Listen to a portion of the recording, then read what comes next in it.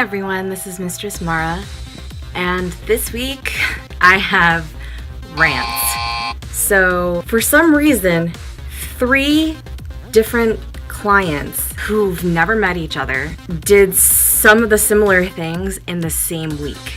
Now this video is going to be based on etiquette and how to properly speak to your lady about personal life and money. There's a huge gray area when it comes to personal relationships because what I have with my clients is personal to them, but it's a different sort of intimacy if they are already married or if they are in a relationship with someone and they are only romantic with them. Like I've said previously, I do not have sex with my clients. My business with them is professional, but there's a weird borderline between what is professional because my relationship with them is my job. I facilitate their fetish or I help them achieve something in their personal life that requires growth that they couldn't find elsewhere. But even though that is the construct of the relationship, there are certain lines that can be crossed. For example, the first client that interacted with me, we actually had a session and we usually have dinner before we play. Dinner takes about 2.5 hours because we like to talk. We like to ease into our relationship, meaning catching up on what has happened in our personal lives since the last time we've seen each other, etc. This client tends to ask me about my relationship with the people who I do not play with professionally. I stopped speaking about them in a way that doesn't give specific details because I think that's more my business, and also the fact that over time I feel like the client has been using what I've been saying about my specific relationships with those people against them. I understand that people are flawed and relationships are hard. Even in DS or non-DS relationships, they're hard. But to criticize someone else's significant other is kind of drawing this image of who you are projecting as a person. So during that dinner, they were telling me that they were getting back together with a vanilla person that they used to see on and off, which is fine. But then they go on to add, I'm not sure if this is to spite me for having a relationship with my significant other, but they told me that they were going to take them to a restaurant that I specifically requested to go to in their hometown. Granted, in your personal life, you can do whatever you want. I don't care. But they knew that I specifically wanted to go to this place. It's a fancy restaurant, but I do my research and I appreciate good food because I don't know who doesn't, but they made it a point to let me know that they were going to try it for the first time with this other person instead of, waiting for me and scheduling a reservation with me. Again, that's all well and good, but maybe don't tell me or tell me after the fact because it's kind of rude to suggest that they're going to be experiencing something that I was planning on looking forward to in the near future. That's one. The second client said in an email that they needed help figuring out dates to see me the next time. They were going to book me one day in September, but because they weren't confirming the date and time, someone else booked me, and I told them, look, I'm sorry, but this person scheduled time with me and made a deposit, so unfortunately, I don't have that day for you anymore. They were like, okay, well, I guess we can see each other next month, even though next month is my birthday month. And I was like, okay, that's no problem.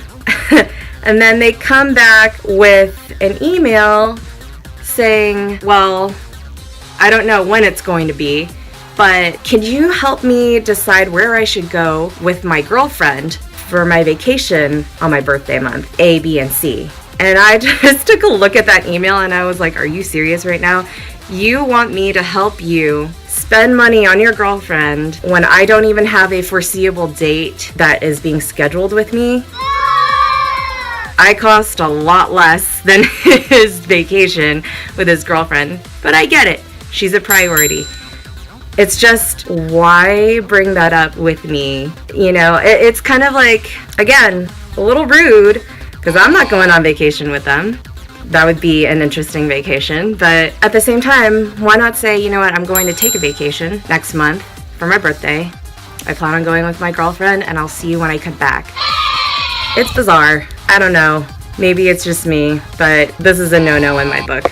And the third client is someone that I've also seen for over 4 years. These are all my regulars who have seen me for over 4 years. And like I said, I don't know what's going on that this has happened in the same week. But the third one did something similar where he took me to theme parks because the last time I saw him, he was moving to a different city. So he's no longer in Southern California. And it was a bittersweet goodbye / see you later to go to these theme parks.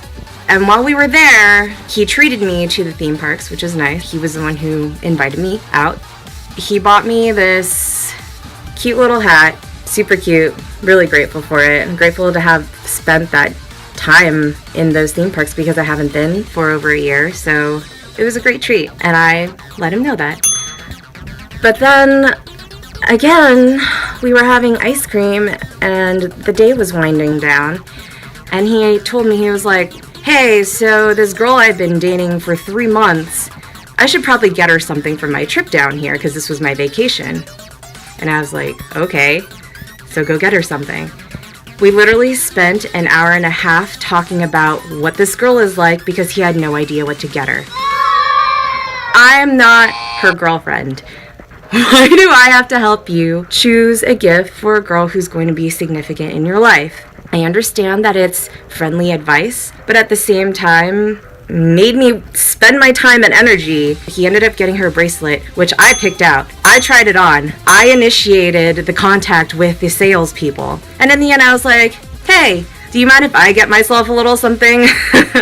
You know, as a thank you for helping you out. And he's like, I already bought you a hat.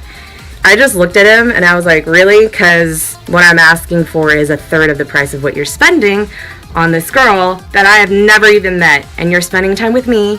It's a little disrespectful. It's a faux pas that is also a pet peeve in my book. I feel like if you're going to take a girl out, even if we're just platonic and on a friendly basis, have respect for the girl and have respect for her as her own entity and as her own person. Even if you are just friends, even if you are quasi-friends, meaning ex-client, we don't really play that much anymore, but we go out and you're treating me to different things, have respect for the lady, okay? She's there to have a good time with you and to give you her company. Do the same thing in return. On my end, I probably should have been a little bit more delicate and said, I think it's a little rude for you to be asking me at the very beginning, not towards the end, because that kind of creates some sort of resentment, and I've learned from that.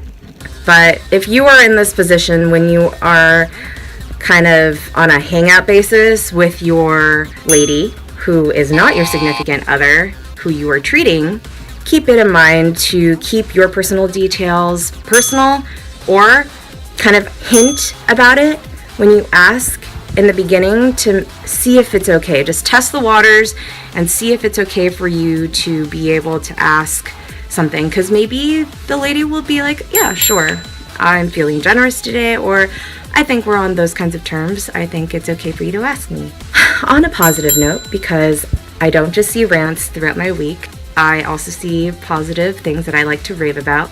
I would like to commend client number 2 for apologizing and recognizing his behavior, and he sent me a tribute and said that won't happen again, and that he understands completely that I do not do that to him, so thank you.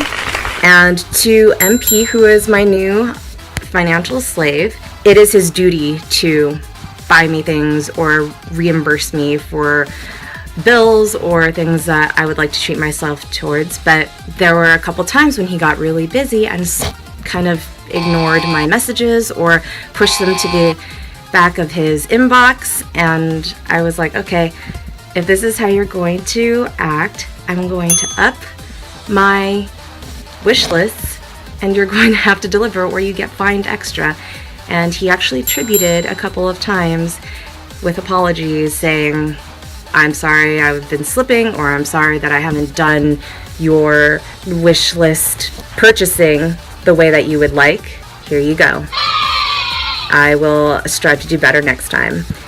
Those two things made up for a rough week, and it makes me more appreciative of who they are, not just as a sub or a slave, but as a person, because it touches my humanity.